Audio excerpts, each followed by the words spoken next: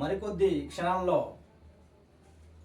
మరికొన్ని విషయాలతో మీ ముందుంటుంది RTV channel report.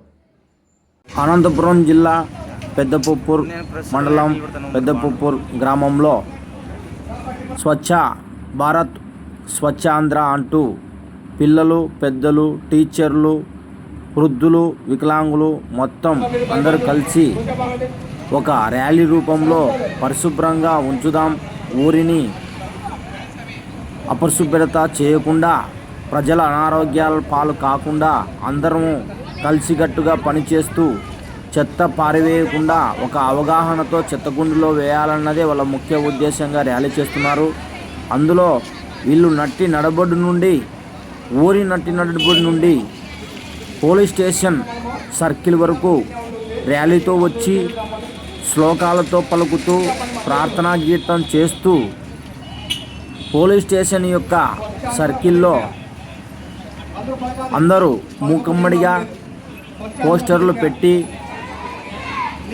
చెత్త పైన అవగాహన లేని వారికి అవగాహన కల్పిస్తూ తమ వంతు పాత్ర పోషిస్తూ ప్రజలను అవగాహన కలిగించే విధంగా ఈ యొక్క కార్యక్రమాన్ని చేపట్టారు.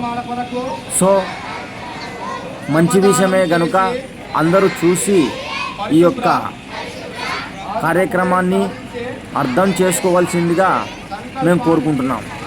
సో మరికొన్ని విషయాలతో మరికొన్ని అప్డేట్స్తో మీ ముందుంటాం. BTV channel. ఆంధ్ర రాష్ట్రాన్ని పరిశుభ్రంగా ఉంచుటకు సహాయం చేస్తుందని నమ్ముతూ ఈ రోజు నుండి నా తోటి వారికి కూడా స్వచ్ఛతపై అవగాహన కల్పించే దిశగా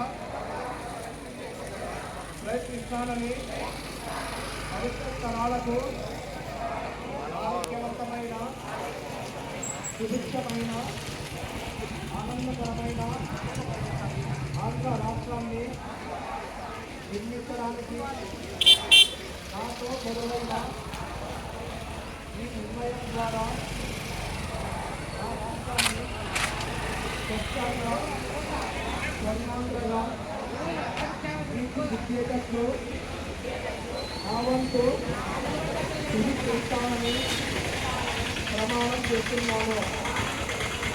జై స్వచ్ఛ భారత్, జై స్వచ్ఛంగా, జై స్వచ్ఛ పథకములు. అధికారులకు అందరికీ నా నమస్కారాలు.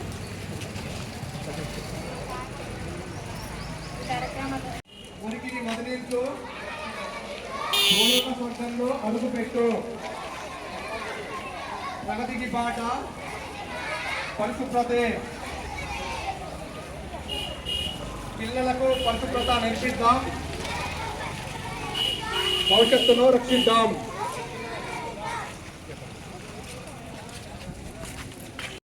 పిల్లలు పర్యావరణాన్ని రక్షించాలనే ఉద్దేశంతో పోస్టర్లు పట్టుకొని ర్యాలీ రూపంలో వెళ్తున్నారు.